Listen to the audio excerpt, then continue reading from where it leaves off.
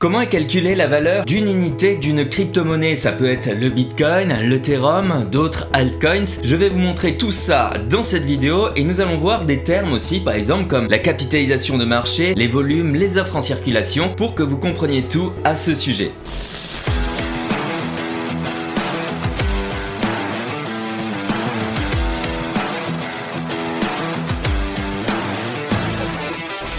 Dans cette vidéo, vous l'aurez compris, on va apprendre à calculer la valeur d'une unité de crypto-monnaie, voir comment ça fonctionne et aussi quels sont les paramètres qui influent. Et pour cela, on va se rendre sur le site de référence qui est CoinMarketCap. Vous retrouverez un tutoriel complet sur ces fonctionnalités sur cette chaîne ou ma chaîne Professeur Crypto. Et là, vous pouvez voir ici énormément d'informations sur les différentes crypto-monnaies. Et on peut se demander à chaque fois, tiens, comment la valeur d'un BNB est calculée, comment la valeur d'un Ethereum est calculée et ainsi de suite.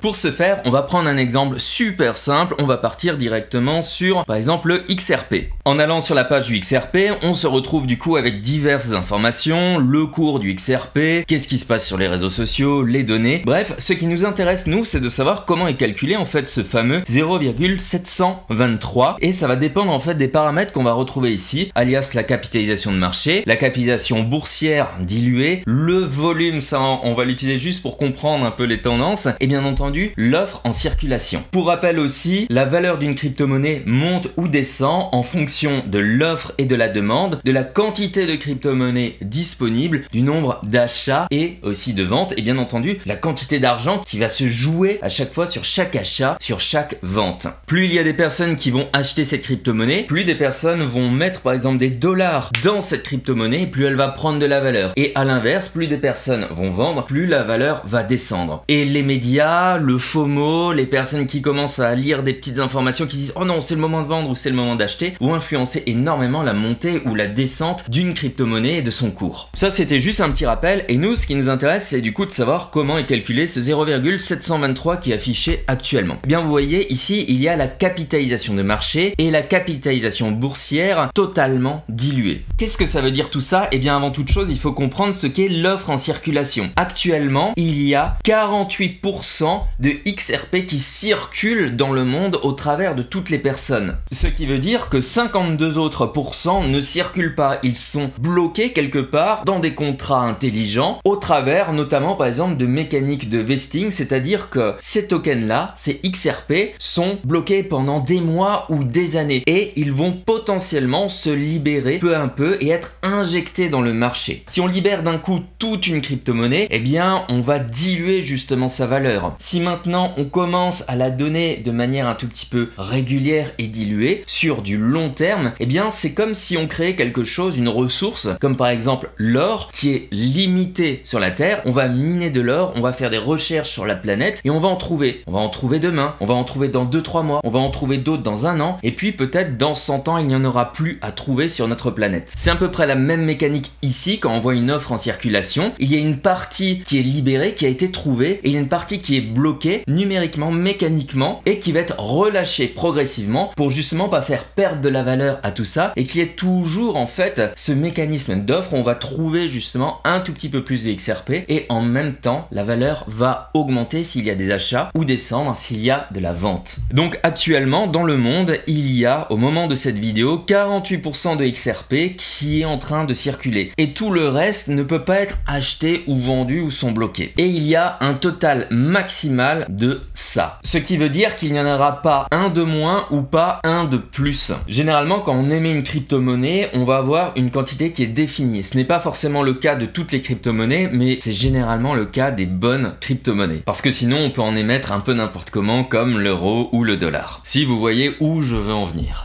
Et il existe certains moyens aussi de supprimer l'offre totale qui permet d'en avoir moins sur le marché et du coup d'augmenter sa valeur. On appelle ça un mécanisme de burn. Donc qu'est-ce qui va se passer? On va prendre cette quantité de crypto-monnaie et on va l'injecter sur un contrat intelligent, un smart contract par exemple, une adresse nulle et ils ne seront plus jamais récupérables et on dit qu'ils vont être burn. Je simplifie toujours un peu les choses mais c'est ça et cette mécanique là peut théoriquement diminuer l'offre maximale mais sinon il n'y a pas de variation. Donc quand quand on regarde l'offre en circulation ici, on sait qu'il y a ça sur le marché. Et sur le marché actuellement, la capitalisation totale, c'est-à-dire tout l'argent qui a été injecté dans cette crypto-monnaie-là, XRP, c'est à cette hauteur ici. Donc comment est calculée la valeur d'une crypto-monnaie? Eh bien ça va être super simple. On va prendre ces deux paramètres là, celui-ci et l'offre en circulation, et on va simplement faire une division. Donc là on regarde la capitalisation de marché, je reproduis le chiffre, et ce chiffre là on va le faire diviser par la quantité qu'il y a ici. Je divise, c'est parti.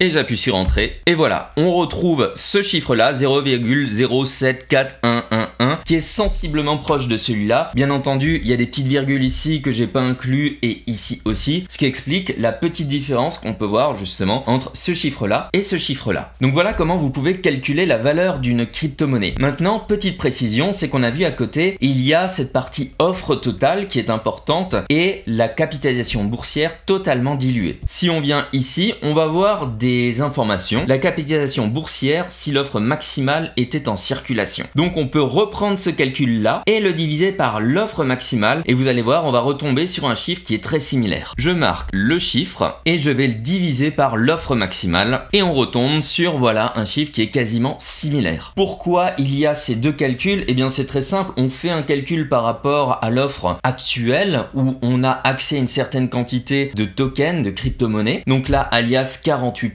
et ça nous permet de savoir le cours actuellement. Mais maintenant, si on libérait tous les tokens qui sont bloqués, ce serait problématique si on viendrait flinguer en fait la valeur de cette crypto-monnaie. Donc on montre à côté la capitalisation boursière s'il y avait une totale dilution des XRP. Du coup, on a ici la capitalisation boursière, c'est l'estimation de la valeur tout simplement de tous les XRP au monde, même ceux qui sont bloqués. Et le calcul veut simplement montrer que théoriquement, si tous les tokens étaient libérés, eh bien la valeur serait identique à la capitalisation de marché. Mais ça c'est que de la théorie parce que comme je l'ai dit avant, si on commence à libérer tous les tokens, on verrait justement beaucoup plus de tokens disponibles par rapport à l'offre et la demande qu'il y aurait et on verrait une chute ici au niveau du prix du XRP. Alors j'ai pris exemple ici du XRP mais vous pouvez faire le calcul avec n'importe quelle crypto-monnaie. Si par exemple je vais sur Terra Luna qui est à mon sens un très beau projet, eh bien je fais exactement le même calcul. Je prends la capitalisation de marché ici, divisé par l'offre en circulation et on peut voir ici qu'il n'y a pas encore d'offre max qui est affichée. Donc il y a peut-être des questions à se poser, à creuser et comprendre les mécaniques qu'il y a derrière. J'ai dit avant que si on avait une offre max qui était définie, c'était un bon projet, mais il y a aussi des bons projets où il y a des offres max qui ne sont pas forcément définies, il y a des raisons derrière et il faut les creuser en allant sur le site et en lisant la partie tokenomie dans le white paper. Donc là, si je reprends le calcul, la capitalisation de marché, hop,